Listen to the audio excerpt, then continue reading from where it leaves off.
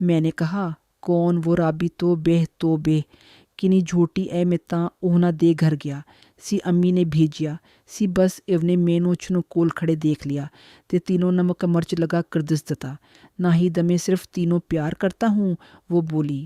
سچی؟ میں نے اس کی طرف منہ کر کے کہا۔ تیری قسم؟ وہ خوشی سے بولی۔ کتنا؟ میں نے اتنی دور سے کیسے بتاؤں؟ ادھر آ میرے پاس۔ وہ تھوڑی اٹھی اور میری طرف آنے لگی تو دوستوں جب وہ میرے پاس آئی میں نے سوچا آج تو اس سے پب جی کھیل کے ہی جاؤں گا چاہے کچھ بھی ہو جائے دوستوں، کیونکہ شہر کے کئی دوستوں کے ساتھ مل کر فلموں پب جی کھیلتے ہوئے لوگوں کو دیکھا تھا، اس لیے میرا دل بھی کیا اسی طرح پب جی کھیلنے کو۔ دوستو چینل کو لازمی سبسکرائب کریں، آپ ویڈیو دیکھ لیتے ہیں لیکن چینل کو سبسکرائب نہیں کرتے، پلیز پلزی چینل کو لازمی سبسکرائب کریں میری پیاری آواز کے لیے، اور ویڈیو کا بھی کمنٹ سیکشن میں ضرور بتایا کریں کہ کیسی لگی آپ کو۔ وہ میرے پاس کر میرے کندھے سے کندھا ملا کر بیٹھ گئی۔ مجھے ایسا لگا جیسے روئی نے میرے کندھے کو چھوا ہو۔ میرے کندھے پر نرم گرم مخملی کندھا لگنے کی دیر تھی۔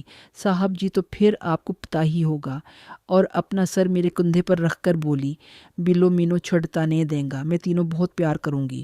میں نے کہا تمہیں یقین نہیں؟ بولی خود نالوں بھی زیادہ یقین ہے تیرے پر، لیکن مینو ڈر لگتا ہے کہ تو چھوڑ نہ دیوے بلو۔ میں نے اس کا چہرہ اپنی طرف گھمایا تو میں بس دیکھتا ہی رہا۔ اتنے سالوں بعد دیکھا مجھے تو یہ وہ ناہید لگ ہی نہیں رہی تھی، گورا سفید رنگ دیکھے نین نقش پھول کی پنکھڑیوں جیسے گلابی ہونٹ، جیسے ابھی ان سے ارق گلاب نکل رہا ہوں۔ میں دم بخود اس کے حسن میں کھویا، اس کی خوبصورتی کو اپنی آنکھوں کے کیمرے میں قید کرنے میں لگا ہوا تھا، اور میرے ہاتھوں نے گستاخی کرنی شروع کر دی۔ اس بکے بھرے لاجواب خوبصورتی کے مالک میری دھڑکن رکھنے کا سبب بنتے۔ مجھ سے مزید برداشت نہ ہوا، بے اختیار اس کی ٹھوڑی کو پکڑ کر اس کا رخ اپنی طرف کیا تو اس نے اپنی نشیلی آنکھوں کے پردے کی جھالروں کو اٹھایا اور ایک ادا قاتلانہ مجھ پر ڈالی، اور پھر اپنی آنکھوں کے سلکی پردوں کو گرا کر مجھے دعوت تام دی پب جی کھیلنے کی۔ میں نے اپنی نگاہ ان پر ڈالی تو اس کے گالوں پر شرمیلا پن جھلکا اور سرخی پھیلا گئی۔ میں نے بھی اسے بوسہ دیا۔ اس کے حسن نے مجھے ہوش سے بیگانہ کر دیا۔ بس پھر کیا تھا، میں نے اس کے ہونٹوں کا رس پینا شروع کر دیا۔ ایک طرف اس کا کومل ہاتھ میرے گال پر، دوسری طرف میرا ہاتھ۔ اس پر میری حالت بن شراب کے نشئی جیسی ہو گئی۔ میں بے اختیار مچل کر رہ گیا۔ میں میدان میں ادھر ادھر دیکھا اور تو کچھ نہ مال تھوڑے فاصلے پر نلکا تھا جس میں پانی تھا، اس کو کہا وہاں جاؤ۔ اس نے مجھے گندا چچا کہا اور خود کو نلکے کے پاس لے گئی، اور وہاں سے ہی مجھے دیکھے بغیر اپنی دوست کو آواز دے کر بالیا اور گھر چلی گئی۔ ہم بھی کچھ دیر بعد واپس گھر آ گئے اور بیٹھک میں گھس کر سو گئی۔ میں اور فجا جب پب جی کھیلنے کا مزہ لے کر بیٹھک میں آ کر لیٹ گئی، اور میں نے کچھ دیر سونے کی کوشش کی جس سے فجا کو یقین ہو گیا کہ میں بھی سو گیا ہوں، لیکن میرے دماغ میں آج ناہید کے ساتھ پب جی کھیلی۔ اس سے پہلے میں نے صرف چھنو کے ساتھ پب جی کھیلی تھی۔ جیسے ہی چھنو میرے ذہن میں آئی مجھے یہ بھی یاد آیا کہ چھنو کے ساتھ پب جی کھیلنے میں اتنا مزہ نہیں آیا جبکہ ناہید کے ساتھ پب جی کھیلنے میں اچھا لگا تھا۔ جیسے جیسے سوچتا گیا میرے دماغ میں یہ بات واضح ہوتی گئی کہ ناہید نے پہلی بار پب جی کھیلی ہے اور چھنو پہلے ہی پب جی کھیلنے کا افتتاح کروا چکی تھی۔ مجھے ایک عجیب سی جیلسی ہوئی کہ کون ایسا تھا جس کو چھنو نے اپنے ساتھ پب جی کھیلنے کا موقع دیا ہوگا۔ یہ سوچتے سوچتے میری بھی آنکھ لگ گئی، اور دوبارہ آنکھ شام کے قریب دھما چوکڑی گینگ کے شور سے ہوئی جو ہمارے سرہانے کھڑے ہو کر شور کر رہے تھے۔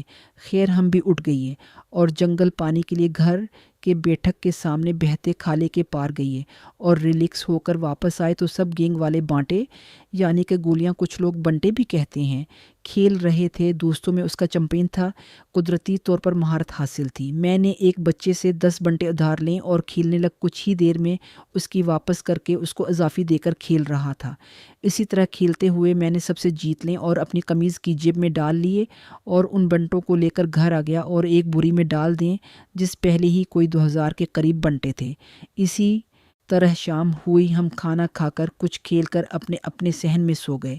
صبح ہوئی، اسی طرح اٹھے، اسکول کا کوئی ڈر نہیں تھا، چھٹیاں تھیں۔ اس لیے تسلی سے ناشتہ کیا اور پھر کھیلنے نکل پڑے، لیکن دوپہر سے پہلے واپس آ کر بیٹھک میں بیٹھ گئے تو وہاں ہمارے بڑے چاچا لوگ اپنی محفل جمائے بیٹھے تھے، تو ہم نامراد لوٹ آئے۔ ہم گھر کے صحن میں لگی ٹالی کے نیچے جہاں ساری عورتیں بیٹھ کر اپنا ازلی کام کر رہی تھیں، دوستو اب صحیح سمجھے دوسروں کی برائیاں کرنے میں مصروف تھیں۔ ہم نے موقع اچھا سمجھا اور سارے کزن فجا اور بالو بھی شامل تھے، گھر سے نکل کر اپنے ٹیوب ویل پر جانے والے رستے پر نکل پڑے۔ دوستو ٹیوب ویل ہمارے گاؤں سے کوئی 2 کلومیٹر دور ہماری زمینوں میں تھا اور ہم پگ ڈنڈی کے رستے چل پڑے۔ پگ ڈنڈی کے رستے سفر تھوڑا بنتا تھا۔ ہم جا رہے تھے کہ فجے نے مجھے آنکھ کے اشارے سے پیچھے پیچھے چلنے کا کہا۔ میں بھی کچھ نہ سمجھی سے پیچھے ہو گیا اور اس کے ساتھ چلنے لگا، تو اس نے آہستہ سے کہا کہ ادھر جو بیری آتی ہے وہاں چلتے ہیں، کوئی شکار مل جائے گا۔ مجھے شکار کی سمجھ تو نہ آئی، لیکن فجا یار تھا، اس کی مدد سے تو مجھے پہلی دفعہ بھی PUBG کھیلنے کا موقع ملا تھا، تو اس کی بات کیسے ٹال سکتا تھا۔ بس جیسے ہی کماد کی فصل شروع ہوئی، فجے نے مجھے بازو سے پکڑ کر کماد میں کھینچ لیا اور میری کان میں سرگوشی کی کہ ان کو آگے جانے دو، ہم اس طرف چلتے ہیں۔ اس نے مجھے بازو سے پکڑا اور کماد کے بیچوں بیچ چلتے ہوئے دوسری طرف جا نکلے۔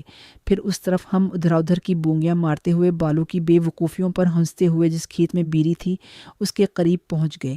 دوستو آپ بھی سوچتے ہوں گے کہ بیریوں کا بہت ذکر ہے تو بتاتا، اس دور میں ہمارے گاؤں کی طرح اور بھی بہت سے گاؤں میں پھل بیچنے والے شاذ و نادر ہی آتے تھے، کیونکہ وہ شہر سے سائیکل پر لے کر آتے اور گاؤں جس کر بیچنا بہت مشکل ہوتا تھا۔ ہمارا گاؤں شہر سے بھی دور تھا اور پکی سڑک بھی ہمارے گاؤں سے دور تھی، جیسا کہ پہلے بتا چکا ہوں کہ ہمارے گاؤں جانے کے لیے سڑک پر اتر کر ایک اور گاؤں سے ہو کر گزرنا پڑتا رہا۔ ویسے تو 3 جگہوں سے اتر کر جا سکتے تھے، لیکن زیادہ تر ایک گاؤں جس کا نام حافظ والا تھا وہاں اترتے تھے۔ اس کی آبادی بس کوئی 2 گھروں پر مشتمل تھی۔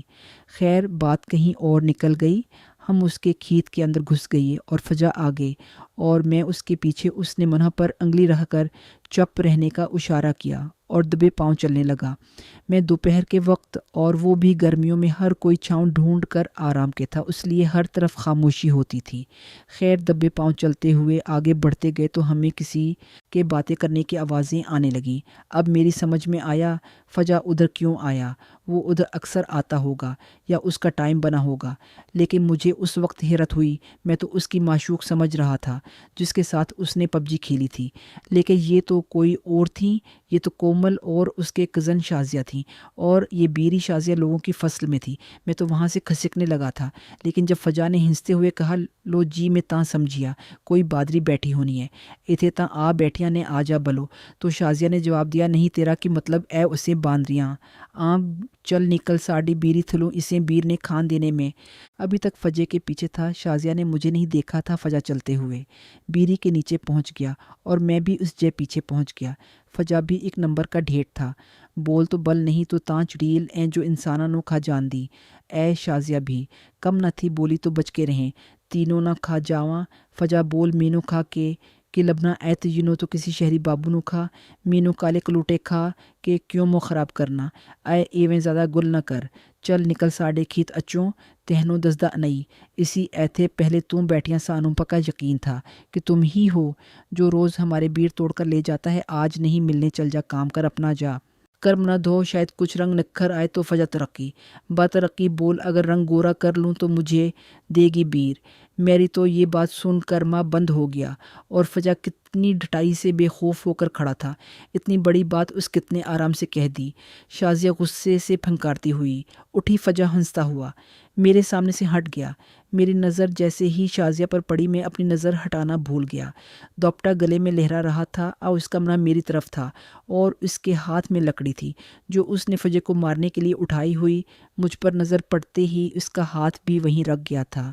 میری نظروں کا احساس ہوا تو جلدی سے اس نے دوپٹہ ٹھیک کیا تو مجھے اپنی آنکھوں جی قسمت پر افسوس ہوا کہ اتنا خوبصورت نظارہ اتنے مختصر وقت کے لیے۔ دوستو چینل کو لازمی سبسکرائب کریں، آپ ویڈیو دیکھ لیتے ہیں لیکن چینل کو سبسکرائب نہیں کرتے، پلیز پلزی چینل کو لازمی سبسکرائب کریں میری پیاری آواز کے لیے، اور ویڈیو کا بھی کمنٹ سیکشن میں ضرور بتایا کریں کہ کیسی لگی آپ کو